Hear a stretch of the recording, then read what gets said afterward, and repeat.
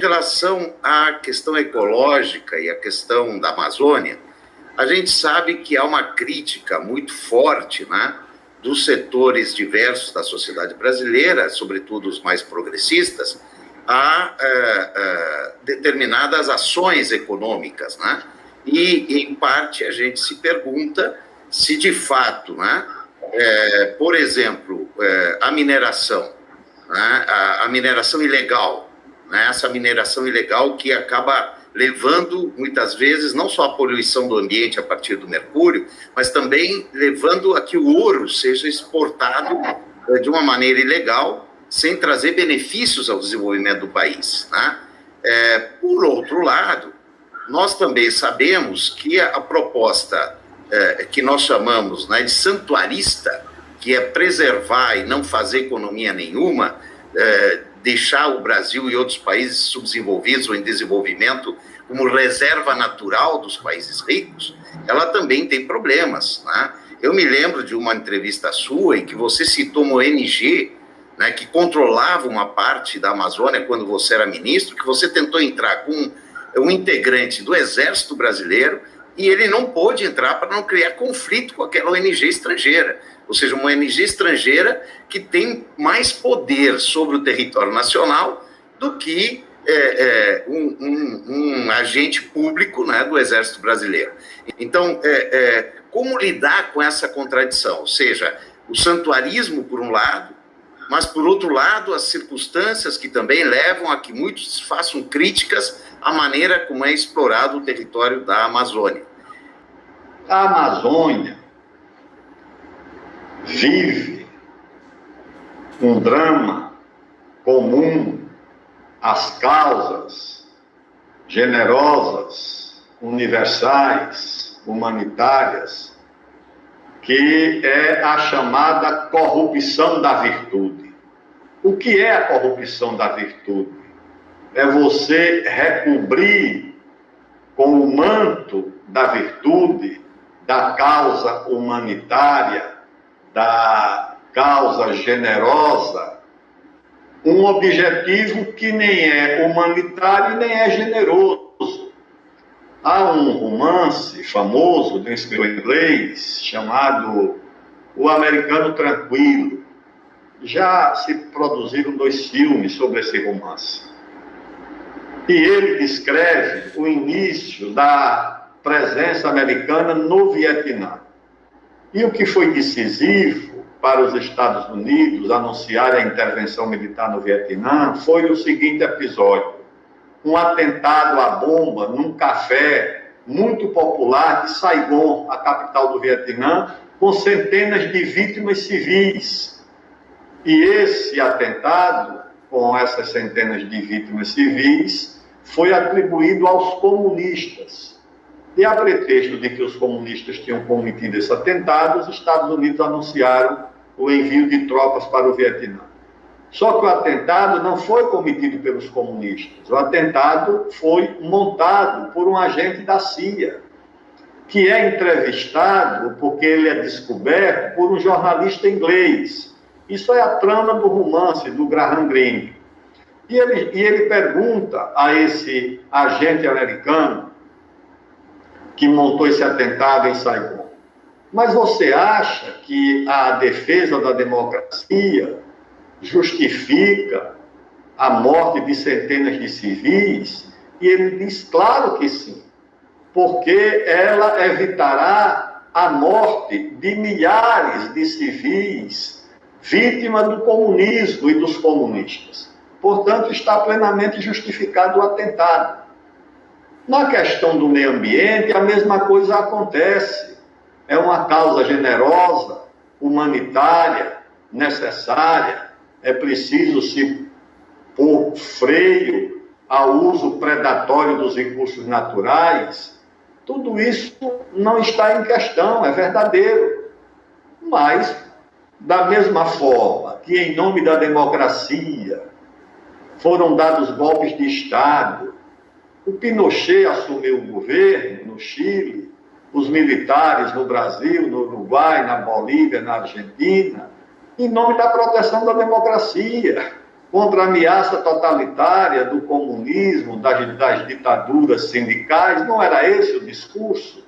Em nome da democracia, se praticaram todos os tipos de crime, tortura, assassinatos e assim por diante.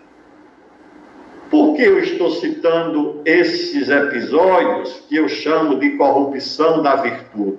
Porque no caso do meio ambiente também há um livro do ex-vice-presidente Al Gore, muito interessante. O livro chama A Terra em Balanço. É um balanço dos recursos naturais e da sobrevivência do planeta. Lá pelas tantas, há um capítulo muito interessante, onde ele descreve o seguinte, o Al Gore. Ele diz que depois do fim do comunismo, os Estados Unidos perderam a causa universal pela qual lutavam, que era contra o totalitarismo, a defesa da democracia, a luta contra as ditaduras, que o comunismo representava como ameaça. Ele diz, então, na ausência do comunismo, o que restou como política universal para os Estados Unidos? A defesa do meio ambiente, porque o meio ambiente é uma causa universal também. Você pode defender o meio ambiente na Amazônia, você pode defender na África, no Vietnã, na Indonésia, na Rússia, em qualquer lugar você pode fazer a defesa do meio ambiente. E o meio ambiente tornou-se essa causa universal, uma causa universal que permite a interferência geopolítica das potências em nome dos interesses gerais, como disse hoje em Brasília o secretário especial para o clima do governo americano, John Kerry, numa reunião com a ministra Marina, disse que essa causa interessa à humanidade. Ou seja, a Amazônia interessa à humanidade. A tecnologia produzida pelos americanos, as suas gigantes da área de inteligência artificial, também não interessa à humanidade. É só a Amazônia que interessa à humanidade. Portanto, o que eu vejo é exatamente isso que o embaixador brasileiro, a primeira conferência do clima do mundo, ocorreu em 1972, na Suécia. A primeira conferência mundial da ONU do meio ambiente ocorreu em 1972, na Suécia. O chefe da delegação brasileira era um diplomata muito experiente, que havia sido ministro das Relações Exteriores do João Goulart, que tinha sido embaixador do Brasil na ONU, autor de um discurso universal que marcou época, o famoso discurso dos 3 Ds, que era o desenvolvimento, a descolonização e o desarmamento. E esse homem que sobreviveu à cassação dos militares, ele foi designado embaixador do Brasil nessa conferência. E o que é que ele disse na conferência? Não haverá debate sobre meio ambiente se não for acompanhado do debate sobre o direito ao desenvolvimento. Foi isso que ele disse. E disse lá, na lata dos diplomatas americanos, ingleses, da Europa Ocidental, dos Estados Unidos e do Canadá, vocês querem discutir o meio ambiente, o que vocês querem, e veja a expressão que ele cunhou, vocês querem o congelamento do poder mundial. E o que era o congelamento do poder mundial? Era a divisão internacional do trabalho entre fornecedores de recursos naturais, que seríamos nós, os africanos, os asiáticos, e consumidores de recursos naturais, que seriam os países da Europa Ocidental, da OCDE, os países industrializados. E ele impôs uma derrota diplomática à Europa Ocidental e aos Estados Unidos ao obrigar que na Conferência de Estocolmo, ao lado da questão do meio ambiente, fosse discutido também o direito ao desenvolvimento. Dito isso, eu volto à Amazônia. Pessoal, a Amazônia, vou dizer, não há essa história de cobiça sobre a Amazônia, isso é uma teoria conspiratória, não tem nada de teoria conspiratória. A Amazônia é cobiçada antes de ser descoberta. O Tratado de Tordesilhas, que dividiu o que hoje é a Amazônia entre Portugal e Espanha, a Amazônia não era nem conhecida. Eles dividiram uma coisa que eles apenas desconfiavam que existia. Então há uma disputa. Essas Guianas que vocês veem aí, quando olham o mapa, não tem 3 Guianas lá em cima, a francesa, a holandesa e a inglesa. Aquilo ali é o que remanesceu, é o que restou da cobiça dos impérios coloniais sobre o vale do Amazonas. E só não foi conquistado por eles porque os portugueses, sabiamente, promoveram uma forte aliança com a igreja e com as populações indígenas. Foi essa aliança que protegeu a Amazônia da cobiça dos holandeses, dos franceses, dos espanhóis e dos ingleses. Foi uma aliança que os portugueses promoveram. Todas essas cidades do Vale do Amazonas, inclusive essa onde eu me encontro, que é Altamira, todas elas foram missões religiosas dos jesuítas, dos mercedários, dos franciscanos. Quando Pedro Teixeira saiu ali da foz do rio Amazonas e foi até o Equador, iam com ele para fazer o reconhecimento e colocar os marcos da posse de Portugal, iam com ele 70 soldados portugueses e 1.300 índios armados de arco e flecha. Foi essa infantaria indígena que garantiu a presença de Portugal. Claro que teve disputa, teve mortes, teve índios que não queriam, teve tudo isso, mas teve também essa aliança. E hoje, para encerrar esse comentário sobre esse episódio, eu pergunto o seguinte: a Amazônia está no centro de gravidade do debate mundial sobre o clima, somente pela importância que ela tem para o clima? Ou é porque a Amazônia é a maior fronteira mineral do mundo? De tudo que você imaginar tem na Amazônia.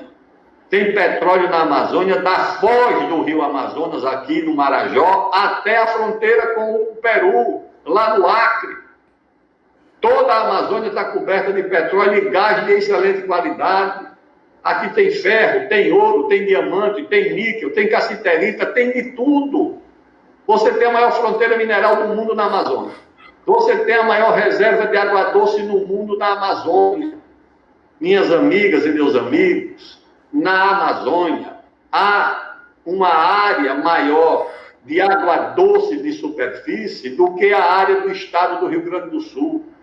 A Amazônia tem 340 mil quilômetros quadrados de água doce de superfície.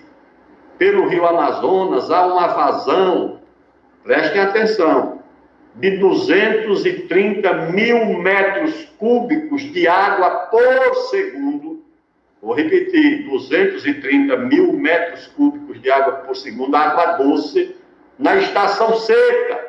Na estação cheia, essa vazão chega a 600 mil metros cúbicos por segundo. Isso dá para inundar o Rio Grande do Sul, um estado como São Paulo, em menos de 1 hora. Aí você tem aqui o maior aquífero do mundo. O segundo maior é esse, que chega aí ao Rio Grande do Sul, saindo de São Paulo, pega um pouco da Argentina, do Paraguai, do Uruguai, que é o aquífero Guarani, mas o maior do mundo está aqui, que é o Alter do Chão. Você tem aqui 30% da reserva de biodiversidade do mundo. O futuro dos fármacos, dos medicamentos, dos cosméticos, da química fina, do remédio, do alimento, da energia renovável, está na biotecnologia e está aqui na biodiversidade da Amazônia. A Kamala Harris, que é essa vice-presidente dos Estados Unidos, declarou, qualquer um de vocês pode buscar na internet, declaração da vice-presidente Kamala Harris sobre o petróleo. Ela diz o seguinte: esqueçam a guerra pelo petróleo. A guerra pelo petróleo é uma guerra do passado. A guerra do futuro é a guerra pela água. Vocês sabiam que a água já é uma commodity negociada na Bolsa de Valores de Nova York? É uma commodity negociada lá. O que foi a guerra do petróleo? A guerra de quem precisava contra quem tinha o petróleo. A guerra da água vai ser diferente? Então, o país que tem muita água, coloque as suas barbas na água, de molho, tá certo? E se previna, porque além de meio ambiente, há muitos outros interesses pululando em torno dessas ONGs que na Amazônia, poucas vêm em busca do nosso bem e muitas em busca dos nossos bens, como dizia o saudoso Padre Antônio Vieira.